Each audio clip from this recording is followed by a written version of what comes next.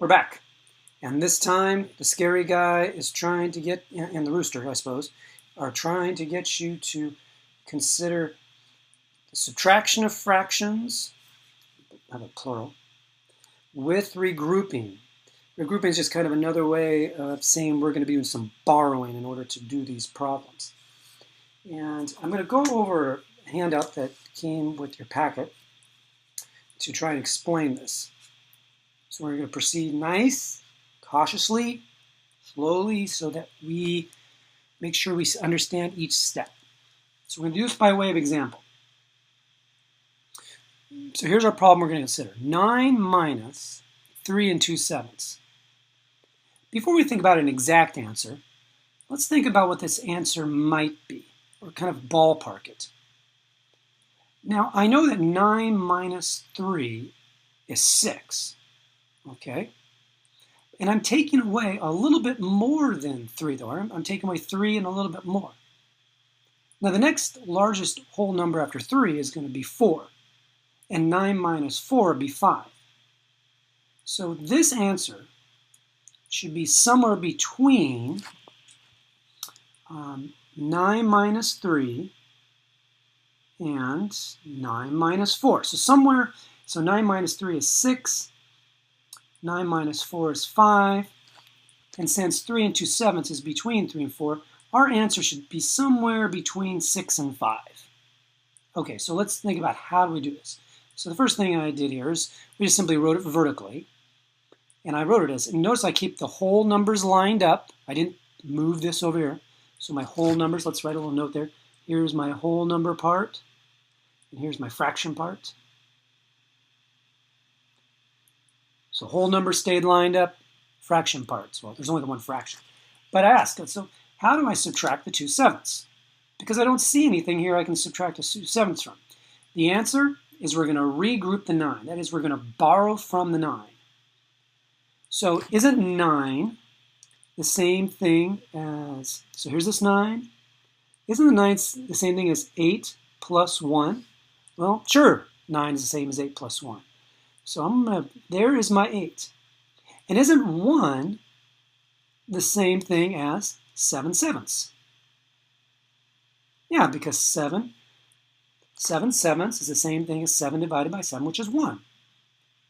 So 9 is the same thing as 8 and 7/7. Written here as 9 is equal to 8 plus 7/7. That is 8 equals 8, 7/7 equals 1, 8 plus 1 is 9. So this right here is the same as 9.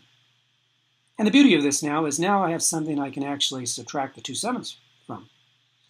So 7/7 minus 2/7 is 5/7. 8 minus 3 is 5.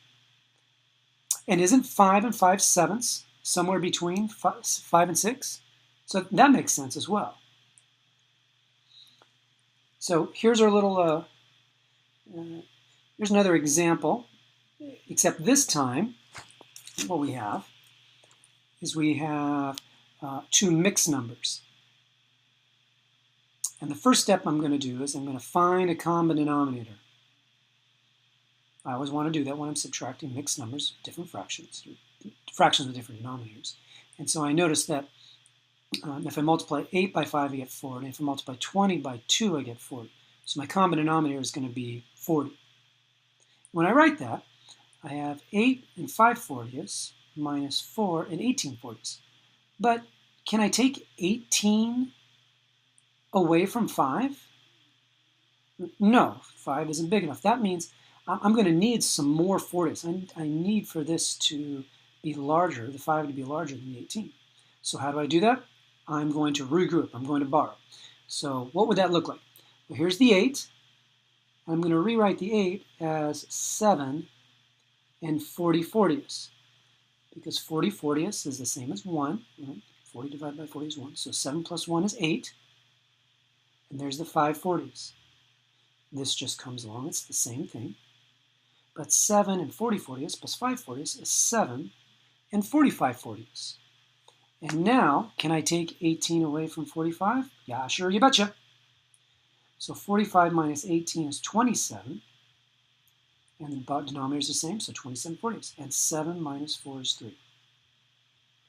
So these steps you're going to want to practice many times over in order to get them. But no doubt you will master them. You can do this. And you'll notice this is a great example of how we're creating a relationship between numbers. In this case, the relationship we've done is we've rewritten 8 to be 7 and 40/40ths. So by using addition, we've created a relationship between 7 and 40/40ths and 8. Likewise, we did the same thing up here.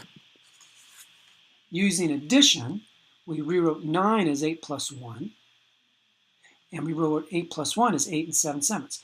But we are using addition to create a relationship between 9 and this 8 and 7/7.